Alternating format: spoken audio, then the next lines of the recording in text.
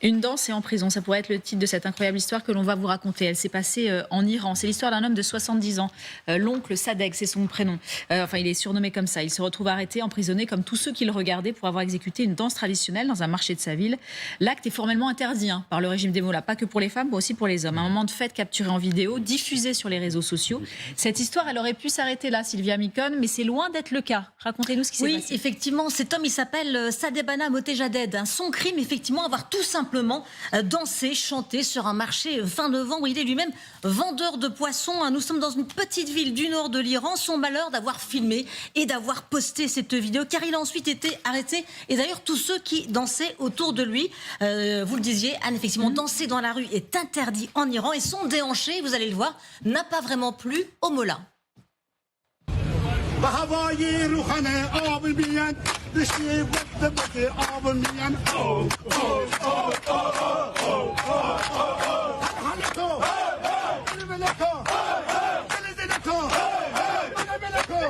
Alors, son arrestation a suscité une vague de contestation. Cela a été vu comme une campagne du pouvoir iranien contre le bonheur de son peuple. Résultat, eh bien, cet homme de 70 ans est devenu, malgré lui, un héros de la résistance au régime. Sa vidéo a été remixée par un DJ local et c'est là qu'elle est devenue virale. Elle totalisait le 1er décembre plus de 4 millions de vues sur Instagram, et ça n'a pas plu évidemment aux mollahs. Après son arrestation le 7 décembre, c'est même monté à plus de 80 millions de vues. Et nombreux sont ceux qui l'imitent depuis un peu partout, histoire d'envoyer un message assez fort au régime. Attention, ça se mémorise assez rapidement, on a envie de le faire après, regardez.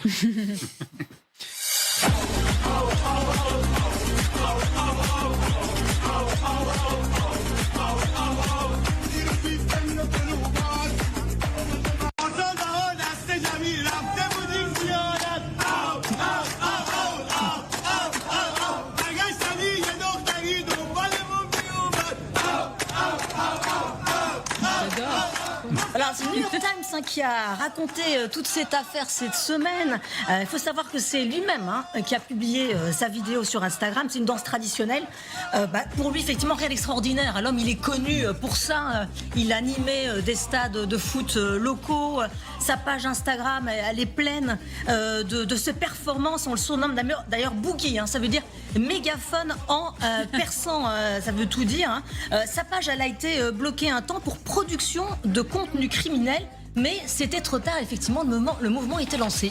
Sylvia, qu'est devenu cet homme? Écoutez, il a été interrogé pendant des heures avec une dizaine d'autres hommes. Il aurait été battu, menacé de poursuites judiciaires, selon le New York Times et l'Orient le jour. Ils ont été obligés de promettre de ne plus danser et chanter en public. Boogie explique qu'il voulait tout simplement donner un peu de bonheur aux gens autour de lui. D'ailleurs, c'est ce qu'il écrit toujours sur Instagram. Depuis, il a été libéré, sa page Instagram rouverte. Alors, il a gagné quelques abonnés, plus d'1 million aujourd'hui, digne du plus bel influenceur ou d'une star. Et devant les protestations, le gouvernement a fait profil bas à la police. Aujourd'hui, elle dit même non, nous on l'a jamais arrêté. D'ailleurs, vous pouvez tout voir sur sa page Instagram. Tout va bien. Souvent, Et preuve que tout va bien, Boogie, il a même posté il y a quelques heures un nouveau medley de sa chanson juste avant de fermer sa page, dit-il. En tout cas, on suivra la suite de ses aventures sur Instagram, bien sûr.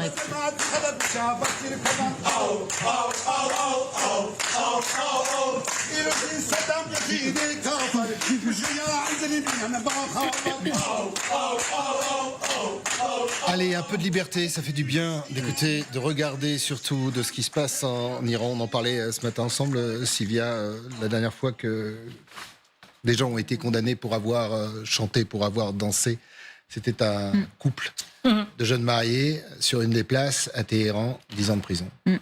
Bonjour Marnaz Chirali, merci d'être avec nous. Est-ce que c'est une nouvelle forme de résistance à ce qu'il se passe là? Parce qu'on voit que ça a gagné aussi le pays. On se souvient aussi qu'il y avait eu ces Iraniennes qui dansaient en crop top, ces 5 Iraniennes justement devant des bars. Elles avaient été également arrêtées. Mais là, on a l'impression que c'est tout un pays qui s'y est mis à cette forme de résistance-là.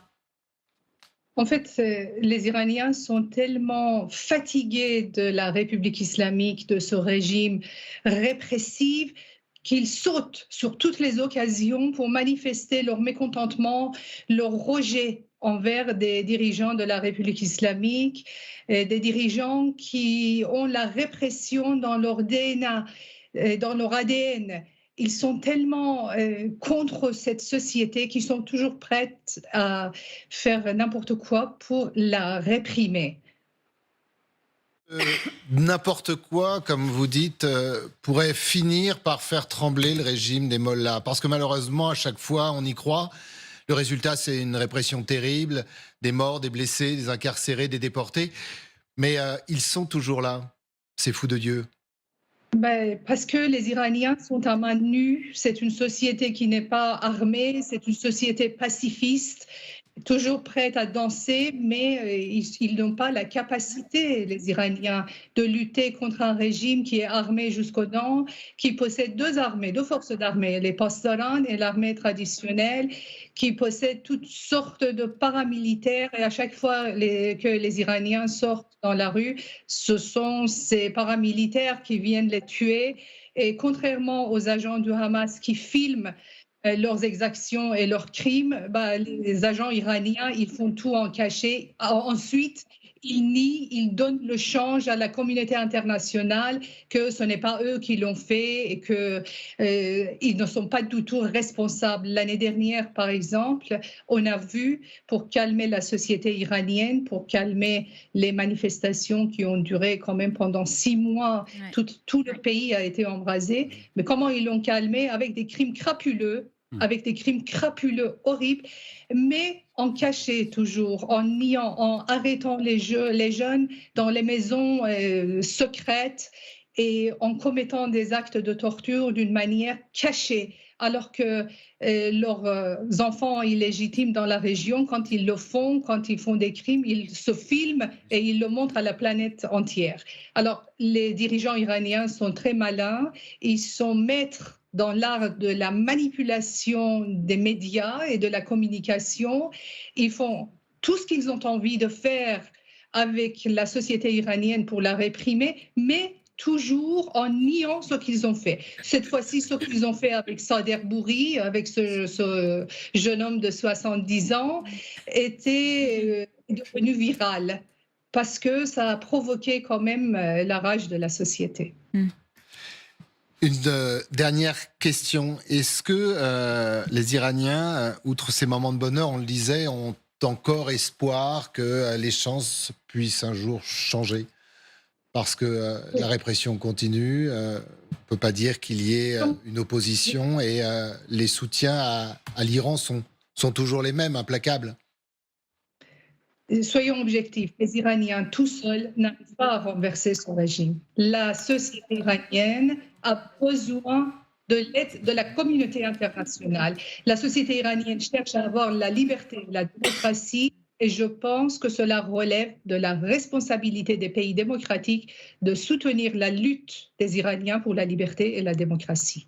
Merci beaucoup d'avoir été avec nous. Très vite, je voulais dire, moi je connais un peu le cinéma, je suppose que vous connaissez le cinéma iranien. Je suis toujours surpris de cette joie de vivre qu'il y a dans ce cinéma. Il y a beaucoup de choses qui sont des gens qui dansent secrètement, etc. Je trouve ça formidable. C'est-à-dire qu'après presque maintenant 50 ans de régime mollah, puisque 79 c'était l'arrivée de Khomeini au pouvoir, je trouve que ça donne quand même une leçon d'espoir pour l'humanité. Voilà, c'est tout ce que c'est une banalité, mais je pense qu'il faut le dire. Voilà.